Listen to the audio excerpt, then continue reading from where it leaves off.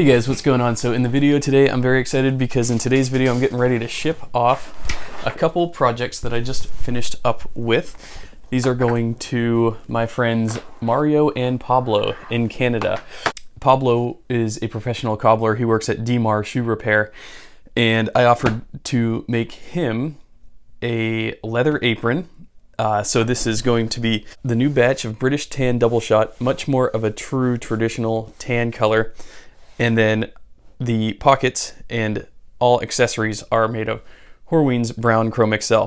Now, I have to say we really lucked out with these pieces involved, the panels involved, because there's a lot of really nice marbling and striations and wrinkles and character that this British tan double shot has. It's much more of a true tan color. Like I've said before, I finished everything off with copper rivets. So for the D-rings, I used all antique brass hardware. Yeah, so I actually updated the design on this apron. So I made this apron for myself, and there was a lot of design improvements that I wanted to make from this initial one. First off, I was getting used to designing and implementing adjustable straps. I kind of overdid it on the features on this one. So as you can see here, I have these swivel snaps, one on each side. Totally not necessary, completely unnecessary to have swivel snaps here and here. Yeah, I get having it on one side maybe, but having it on both sides makes zero sense. So on his, I actually included 0 swivel snaps. So what I did was both sides of the strap are permanent fixtures. However, I incorporated an adjustable roller buckle so that you can see here, you can adjust the neck. That's really all you need to do. You don't need swivel snaps at the neck. I also installed a keeper here to hold the excess of the strap so it's not flopping around here. So basically what you can do is you can adjust. I'll loosen it one. Pablo's a bigger guy. I think he's 6'1". I'm 5'8", so he would tower over me. So I basically designed this one to accommodate a wide range of body types. Basically anybody can use it, you just got to adjust it to your own standards. And so yeah, so when you adjust the neck strap, you just slide the first end through the keeper. The keeper is a free floating keeper, it's not fixed, and so it can move around. And then so as you can see, you have a lot of excess here. You can let that dangle, or what I would do is loop it through the D-ring and then loop it back behind the back side of the free floating keeper. And then when you bring the keeper to the edge, it tightens down with tension. So that's the neck strap. I'm very happy with how that turned out. I don't like my original one as much. It's functional, it's fine. The other thing that I did that I didn't do on my first one is on my first one, so you have the smooth side of the rivet and the burr side or the bump side poking out. I should have had all the bumps facing outward away from my body. So it's not a big deal. I don't notice these bumps touching me when I'm wearing these. And does it look better from the front? Yeah, I think it looks a little better having the smooth side facing out. But let me show you what I did on this one. So on this one, and there's no hard and fast rule for which way to face rivets. You want the smooth side of the rivet facing the direction that's going to get the most exposure. And so I faced all of his out so that when he puts this on, he's got the smooth side facing him. So it's not going to get caught on his clothes or potentially scratch anything that he's wearing. So that's a good thing there. So here and here, it's all smooth side. At the tops of the pockets, smooth, tops of the pockets, smooth side facing inward. And so the rivets on the pockets are not necessary, but they just add a ton of support to the pocket. So basically you could throw as heavy a tools as you want in there. The stitching is enough, but the rivets just give it that extra oomph, that extra degree of protection and reinforcement. That's what I like. I like to overbuild my things. I like to create backups in case something's gonna fail. I like to always have a backup. And so for the waist adjustment strap, I did a similar thing. So I did a permanent fixture here. This strap is permanently affixed to this D-ring here. And I did the same thing with the floating keeper. So yeah, if he needs to increase the waist width, he can do that. You just pull it out, increase it. Yeah, increase it by an inch. Where did I have it? I think I put in like 24 adjustment holes. So this basically has a 2-foot range of adjustment. So this will fit literally any waist range. 2 feet is a lot of wiggle room. So I'm fairly confident this will end up fitting him. And then this is special.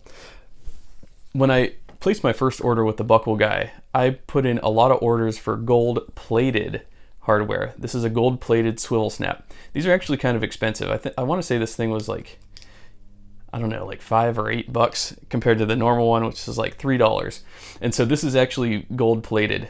And I thought it went well with the overall colorway of the piece. And so Pablo, I hope you appreciate the gold plated swivel snap there. It's one of the more expensive ones, and believe it or not, there's not many instances that I've run into where I need a swivel snap except for an application like this. Yeah, so what you can see here is I will put the waist strap back. So you take the excess because you don't want that flopping around. You don't want to get that caught in a machine or something.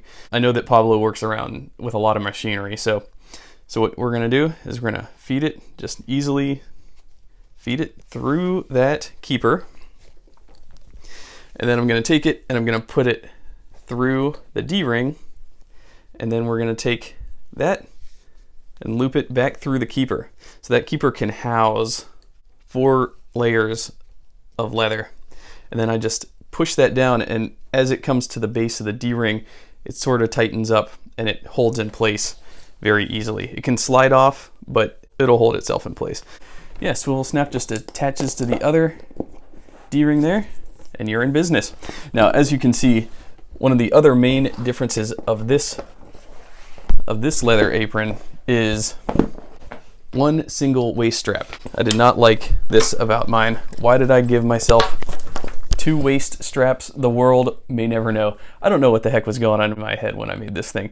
This was one of my first projects. I was super excited to get started, and I love this. Like, I'm not gonna remake myself a new one. Why?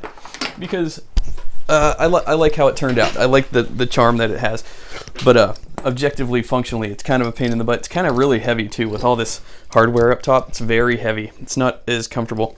So yeah, I did have the awareness at the time to put in a rivet at the top of the buttons. I was not aware of leather washers at the time, so as you can see on almost every rivet on Pablo's, there's a leather washer. That leather washer is British tan double shot as well. Adds a nice contrast. On mine, there are no washers. That's okay. Raw brass D-ring. So on Pablo's, we've got British tan double shot, brown chrome XL. On mine, we have Olivet Bison and Acadia Leather's Autumn Harvest.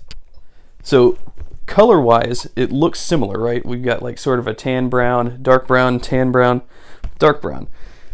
This Olivet Bison is actually more of an orange, whereas the British tan is going to be a little bit more of a tan. But yeah, overall they kind of look similar, right? They look the same. And then for some reason I triple riveted these waist straps in. Kind of overkill, but I used smaller rivets there. And then yeah, on mine I used the natural contour of the leather. I didn't cut this. This actually was how the leather hide came. Whereas on Pablo's, I did exact cuts, and then I also did a rounded out edge here at the base. Whereas on mine, they're just square pockets. I didn't do the rounded out edge. So my understanding of how to leather work has increased a little bit. I think this is fine. I think this is fun. It's always good to keep it in mind that you can improve on your past designs. You can get rid of excess that you didn't need to have there to begin with.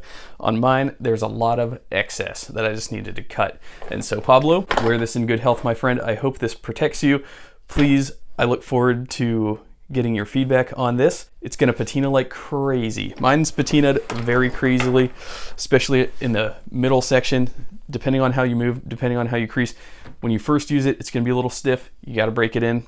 That's just the nature of the beast when we're dealing with 4.5 to 5.5 ounce semi-firm temper leathers. And then here's the other project that I just finished up with. So this one's going to my friend Mario. This is my standard Expedition pack in the old batch of British Tan Double Shot. You can see the difference between this British Tan, which is a lot lighter compared to the original British Tan that I had. It's a lot darker. There's a lot of variation in batch coloration from batch to batch at Seidel. Same thing with any tannery, is going to have variation from batch to batch. And so, but you can really see clearly the contrast between this British tan and the old British tan.